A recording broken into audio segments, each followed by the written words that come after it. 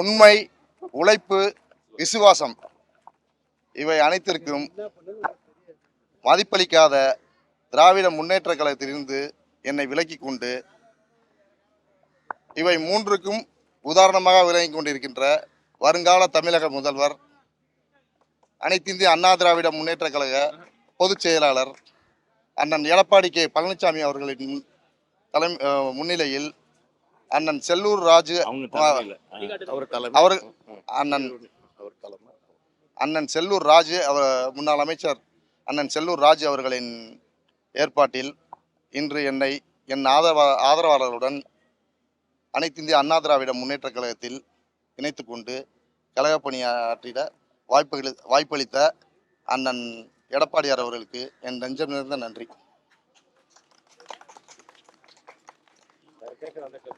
வேற கேட்கறதா நீங்க கேளுங்க. திமுக ஆதரவாளரா இருந்தீங்க இல்லையா, திடீர்னு இந்த மாற்றம் எவ்வளவு நிறைய நாளா இருந்துச்சுங்களா இல்ல இப்பதான் இதா இருக்குதுங்களா? அதான் சொன்னேன்ல, உண்மை, உழைப்பு, விசுவாசம் இவற்றிற்கு மதிப்பளிக்காம இருந்ததுனால எங்களோட உழைப்பை பூரா சுரண்டி எதிர்கட்சியா இருந்து நாங்க உழைத்ததெல்லாம் 25 ஆண்டு உழைப்பை பயன்படுத்தி ஆளுங்கட்சியானவுடன் எங்களை கண்டுகொள்ளாமல் அடுத்த நகர்வுக்கு நகர விடாமல் அடிமைத்தனம் பண்ணி வைத்திருந்தால் எவ்வளவு நாள் நாங்களும் பொறுத்து கொண்டிருப்பது.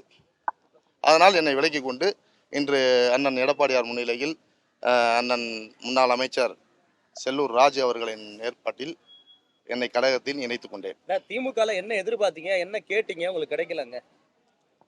திமுக எல்லா பேரும் எதிர்பார்க்குற மாதிரி பதவி தான் எதிர்பார்ப்போம். என்ன கேட்டீங்க பதவியில? என்ன மாவட்ட செயலர் கேட்டீங்களா இல்ல வேற? 25 ஆண்டு காலமா 20 ஆண்டு காலமா தொகுதி கேட்கிறோம். 20 ஆண்டுகளாக திருப்பரங்குன்றம் தொகுதி கேட்கிறோம். தகுதியே இல்லாதவர்களுக்கு வாய்ப்பளிக்கிறாங்க. எங்களை வேண்டுமென்று புறக்கணித்து தகுதி இல்லாதவர்களை அந்த இடத்தில் போட்டியிட விட்டு மூன்று முறை இதுவரைக்கும் தோத்திருக்கு. அந்த மாவட்டத்தில் மணிமாறன் அவர்கள் தெற்கு மாவட்ட செயலர், அவருக்கு 3 முறை வாய்ப்பு அளித்தார்கள். ஒரு தேர்தலில் கூட அந்த மாவட்டத்தில் ஒரு தொகுதி கூட ஜெயிக்கலை. அவரை இன்னும் மாவட்ட செயலாளர் தொடர்ந்து நீடித்து கொண்டிருக்கிறார். இனிமேலும் அவருக்கு தான் சீட்டு கொடுப்பாங்க. அவர் வழக்கம் போல தோப்பார்.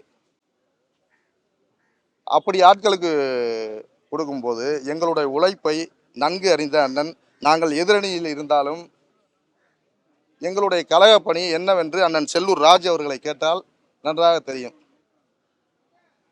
2021 சட்டமன்ற தேர்தலில் அண்ணன் ராஜு அவர்களின் மாவட்டத்தில் தெற்கு தொகுதியில் மதிமுகவை சேர்ந்த திரு பூமிநாதன் அவர்கள் போட்டியிட்டார்கள். அதை எதிர்த்து அதிமுகவை சேர்ந்த சரவணன் அவர்கள் போட்டியிட்டார்கள். இருவருக்கும் வாக்கு வித்தியாசம் 6300 ஓட்டு.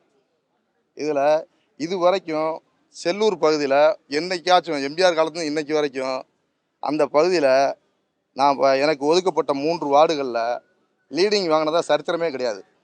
என்னை திமுகவில் அந்த இடத்துல உள்கட்சி நோக்கத்தை பழி வாங்கும் நடவடிக்கை எனக்கு அந்த 3 வார்டையும் ஒதுக்குனாங்க.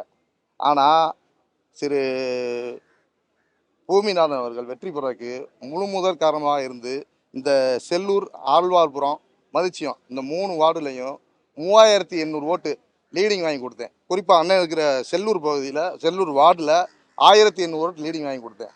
அந்த வேட்பாளருக்கு தேர்தல் செலவுக்கு நம்ம தேர்தல் பணிக்கு பணம் கொடுப்பாங்கல்ல, அந்த பணத்தை கூட எனக்கு வேணான்னு சொல்லிட்டேன்.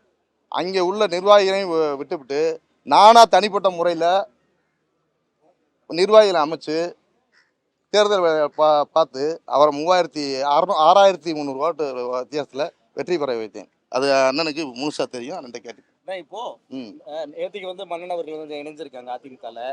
நீங்க வந்திருக்கீங்க, அடுத்து யாராவது வர போறாங்களா? இனிமே வந்து கொண்டே இருப்பார்கள். இனிமே வந்து கொண்டே இருப்பார்கள். ஏன்னா கட்சி முதலமைச்சர் ஸ்டாலின் வசம் இல்லை. அதற்கு உதாரணம் தான் இப்ப மதுரையில் நடந்த மாநகராட்சி மண்டல தலைவர்கள் ராஜினாமா, மேயர் ராஜினாமா. இது வரைக்கும் அவங்க மேலே என்ன நடவடிக்கை எடுத்திருக்காங்க? நடவடிக்கை ராஜினாமா வாங்கினா மட்டும் போதுமா? அதுக்கு ஒரு கட்சி தலைவரா அடுத்த கேண்டிடேட்டை நிறு போடணுமா இல்லையா? இது எதற்காக போடாமல் நிப்பாட்டி வச்சிருக்காங்க? இது வந்து தலைவர் கலைஞராக இருந்தா இவ்வளவு நாள் இதை நிப்பாட்டி இருப்பாரா? இப்ப யார் தலைமையில திமுக இருக்குன்னு நீங்க நினைக்கிறீங்க?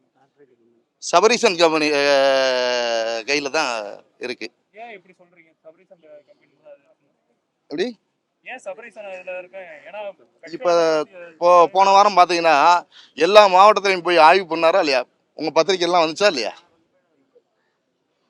அதை வச்சு தான் சொல்றேன். நீங்க அழகிரி அவரோட ஆதரவாளரா இருக்கீங்க, ஏற்கனவே இருந்தீங்க, இப்ப இருந்துட்டு இருக்கீங்க. இப்ப எப்படி நீங்க திரும்ப போறீங்க? அதிமுக எப்படி செயல்படும்? அழகிரி அண்ணனோட ஆதரவாளர் வந்து நான் அன்னைக்கு இல்லை எப்பவுமே ஆதரவாளர் இருந்திருக்கேன். இப்பயும் நாங்கள் பேசினா பேசிக்கிறோம், நட்பாக இருந்திருக்கோம். ஒரு நட்புக்கு இலக்கணமானவர் அவர்.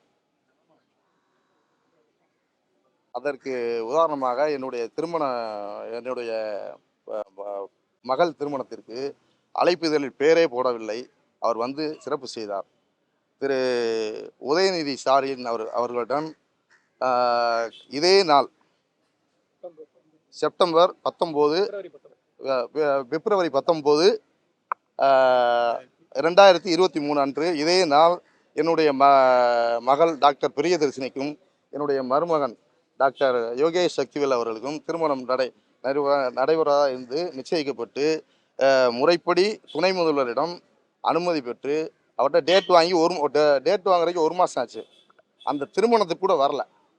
ஆனால் அந்த திருமணத்துக்கு வந்து அந்த இடத்துல என்னை பெருமைப்படுத்தினவர் அண்ணன் மு க அழகிரி. அதனால் அவர் மேல் இன்னும் அன்பு கூடித்தான் இருக்குது. வேறு அரசியல் ரீதியாக இல்லை, அவர் மேலே சில மரியாதை.